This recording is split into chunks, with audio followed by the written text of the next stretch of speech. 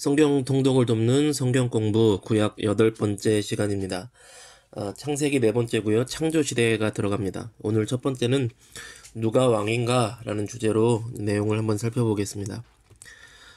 구약 성경에 6가지 시대가 있다고 말씀드렸었죠. 창조, 모사, 왕포 이렇게 6가지 시대가 있습니다. 창조시대, 족장시대, 모세시대, 사사시대, 왕정시대, 포로시대까지 구약 성경이 6가지 시대로 이루어진다고 말씀드렸고요.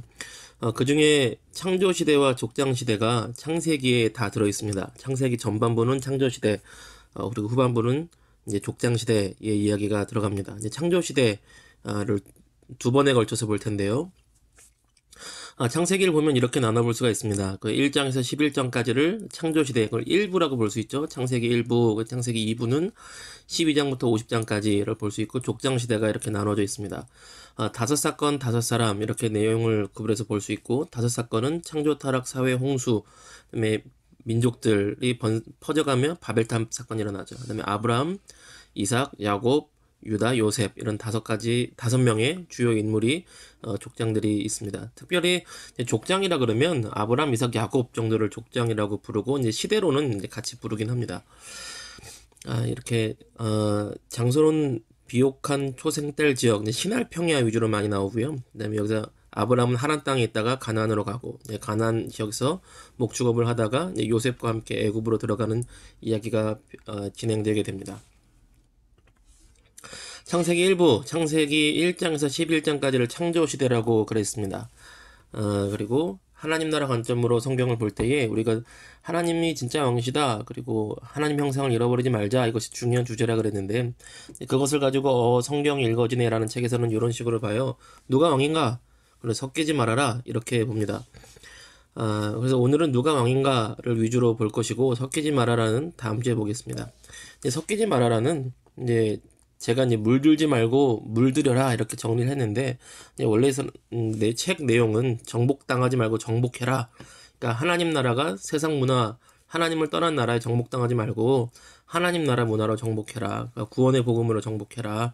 뭐 이런 내용이 다 있습니다. 그런데 제가 요거로 좀 바꾼 이유는, 이제 정복당하지 말고 정복해라 하면 이렇게 구호는 이게 훨씬 낫고 또 내용으로 봐도 이게 맞는데, 이제 자칫 오해해서 이제 막 절이나 다른 종교단체 들어가가지고 막 때려 부시고 이런 분들이 간혹, 이상한 분들이 어쩌다가 만에 하나 있는 경우가 있어서 이제 오해할 수가 있잖아요. 내용을 좀 알고 보면 그렇게 함부로 움직이지 않을 텐데, 그래서 좀 제가 이걸 순화시켜서 물들지 말고 물들여라, 이제 이런 식으로 문화적인 측면으로, 정서적인 측면으로, 가치관적인 측면으로 이렇게 순화시켜서 놔뒀습니다. 내용적으로는 이런 내용이 흘러가죠.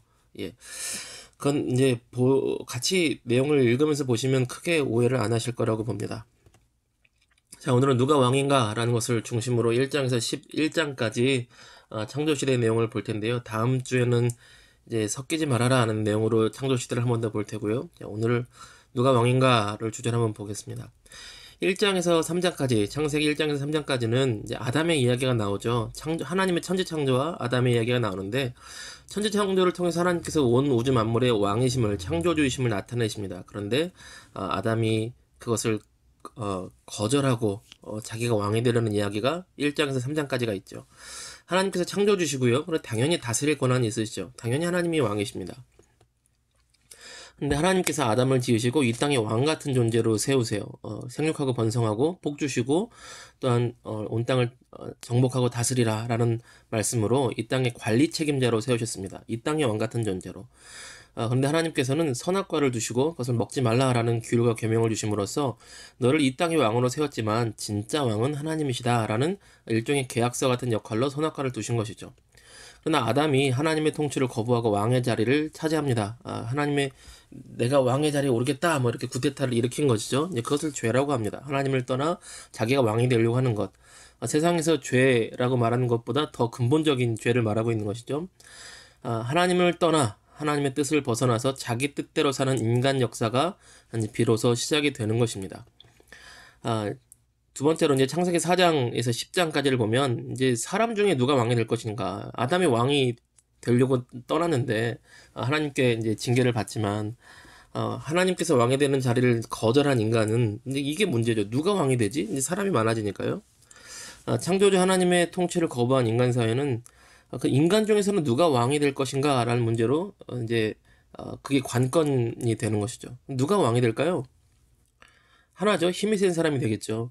힘과 권력, 군사력 이걸 가진 사람이 왕의 자리를 차지하는 것이죠. 그래서 약육강식과 적자 생존의 이 세상을 인간 하나님을 떠난 인간 사회가 만든 세상은 이런 세상입니다.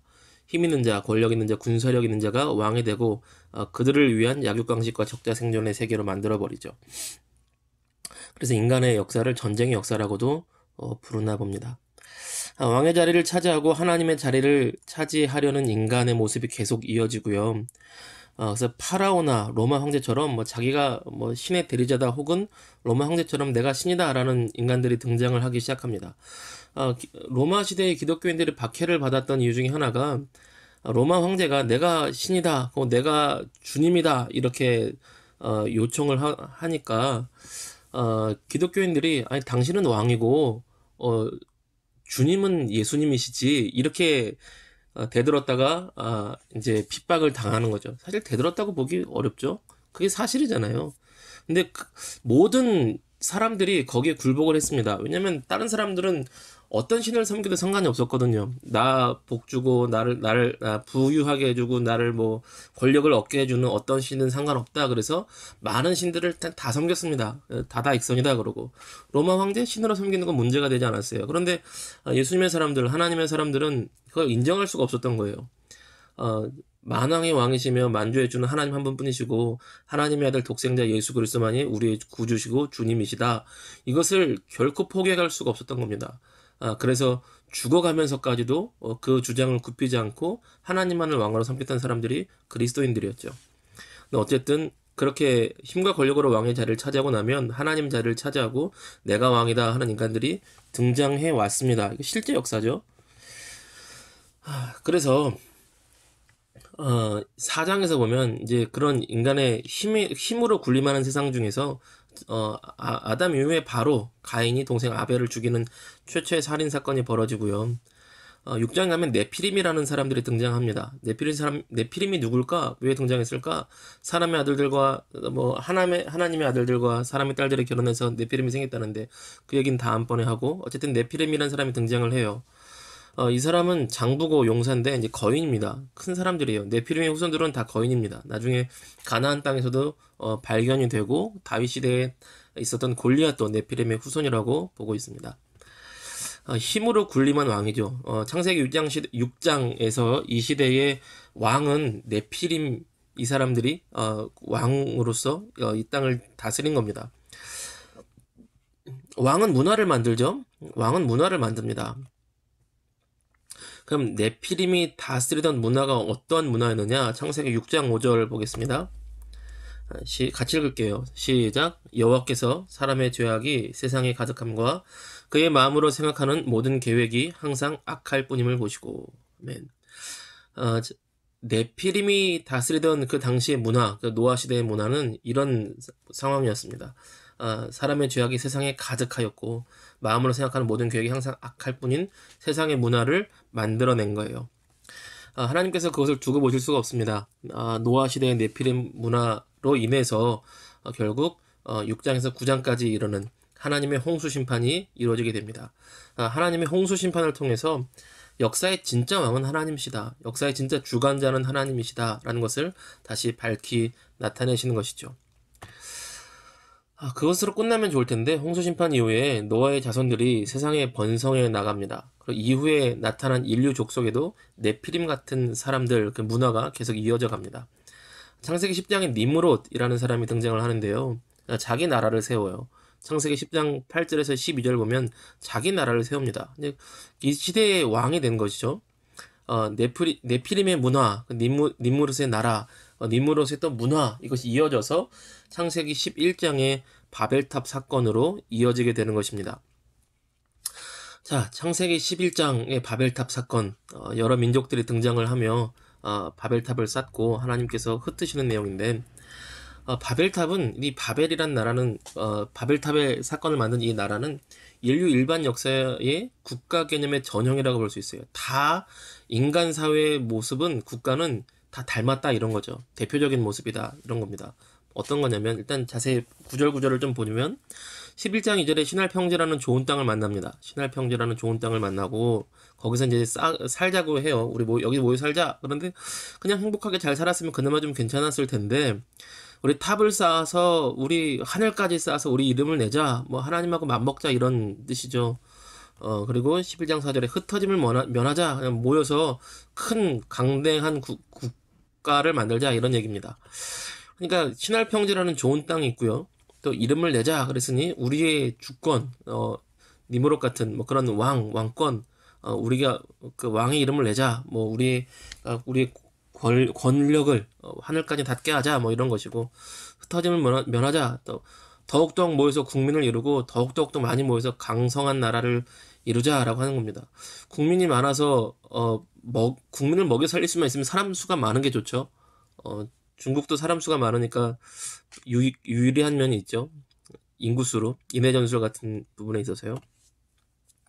우리가 하늘에 닿는 왕국을 만들자. 이것은 네피림 니무롯의 문화를 이어받는 것이고 이후의 역사에 등장하는 모든 나라들의 전형적인 모습입니다. 우리가 우리 힘으로 힘을 쌓아서 더 나아가서 강성하여서 하나님의 왕권에 다다르자. 아담이 했었던 그 정서가 계속 이어지는 거예요. 페르시아 제국, 헬라 제국, 로마 제국 이어서 미국도 그런 모습이 얼마든지 있겠죠. 중국, 지금 중국이 강성해지면서 그런 국가적 갑질의 모습을 아주 잘 나타내고 있죠. 한국은 국력이 뭐 세계 최고 강대국까지는 안 돼서 그렇겠지만 우리도 그런 모습이 얼마든지 있을 수 있죠. 얼마든지. 우리 뭐 한 사람 한 사람 뭐 인간 사회 모습에서도 그럴 수 있고 월남전에서도 우리 한국군의 모습도 얼마든지 또 그런 경우가 있을 수도 있고 좀 폭력적인 모습들 힘으로 왕을 세우려는 또 내가 더 교만해져서 하나님 자리까지 가려는 모습들이 얼마든지 개인적으로도 또 도시적으로도 민족적으로도 나라적으로도 계속 이어지게 됩니다. 그래서 이 바벨은요 나중에 계시록까지도 계속 가요. 바벨은 흩어지다라는 뜻인데 하나님께 흩으신 것인데 계시록까지도 인간날의 전형으로서 하나님께서 계속 사용하시는 이름입니다. 그 문화가 계시록 시대까지도 이어진다는 것이죠. 바벨 문화 그리고 인간이 하나님을 대신해서 왕이 되려고 하는 나라의 문화는 공평과 정의가 없다고 성경은 고발을 합니다. 인간 사회는 그래. 생각하는 게 악이야. 죄악이 가득해. 그리고 왕과 그 왕을 추종하는 건 세력을 위한 나라들이기 때문에 뭐 이 약자가 항상 고통을 받죠. 약자가 무시를 당하고 버림을 받고. 그래서 성경에 고아와 과부를 돌보라는 하나님 말씀이 괜히 있는 게 아닙니다. 이 사람들이 항상 짓밟히고 피해를 받아서 이 왕과 세력을 가진 사람들을 위해서 살아가는 나라를 만들어가죠. 우리도 그런 것을 감지하게 되면 이제 국민들이 화가 나는 것들을 보게 되죠. 이런 배경 속에서 창세기 12장이 등장하는 겁니다. 이렇게 인간 사회의 나라와 왕들이 하나님 나라의 왕권에 대적을 하고 또한 자신의 왕권을 위해서 약자를 무시하고 마음대로 약탈하는 모습들 속에 약육강식의 권력을 만들어가는 세상 속에 12장에 하나님께서 아브라함을 부르시는 거예요. 그래서 내가 너를 큰 민족을 이루겠다. 세상 민족 다 이런데 너를 통해서 새로운 민족을 만들겠다. 하나님 나라를 만들겠다. 너를 통해서 땅의 모든 족속이 복을 받고 하나님 형상을 회복하는 그런 나라를 만들기를 원한다. 하나님의 꿈과 비전이 이렇게 이어지는 거죠. 이렇게 보고 창세기 12장을 보면 이제 느낌이 좀 다르죠. 17장에서도 하나님께서 아브라함과 언약을 맺으시고 영원한 언약을 맺으시고 이스라엘 민족을 하나님의 백성으로 만들기 위한 꿈과 계획을 아브라함에게 다시 한번 말씀을 하십니다. 그래서 출애굽기에 보면 이제 이스라엘 민족이 나중에 되잖아요. 아브라함의 후손들이 수많은 민족 인구 수가 번성을 해서 12지파와 많은 번성을 해서 민족이 되어서 하나님께서 그들에게 언약을 맺고 이렇게 꿈과 비전을 말씀하십니다. 너희 혼자 호의호식하라는 게 아니라 이렇게 하나님을 떠나서 악독함과 가난한 자를 멸시하는 세상 속에 너희가 제사장 나라가 되고 거룩한 백성이 되어서 이 땅에 하나님 형상을 이루는 거룩한 하나님 나라를 이루길 원한다라는 꿈과 비전을 이스라엘 백성에게 말씀하시죠.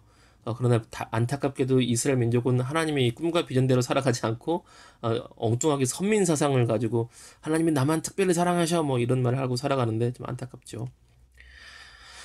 그래서 하나님께서는 이런 말씀 보세요. 신명기 14장에 너희 중에 분깃이나 기업이 없는 레위인과 내 성중에 거류하는 객과 고아와 과부들이 와서 먹고 배부르게 하라. 그리하면 내 하나님 여호와께서 내 손으로 하는 범사에 내게 복을 주시리라. 아멘. 하나님께서는 세상 사람들, 세상 문화와 세상 왕국에서 가난한 자를 희생시켜서 왕과 그 세력만 호의호식하는 그런 문화를 싫어하시고 그런 죄악을 싫어하시고 약자도 돌보는 그런 나라를 만들기 원하셨어요.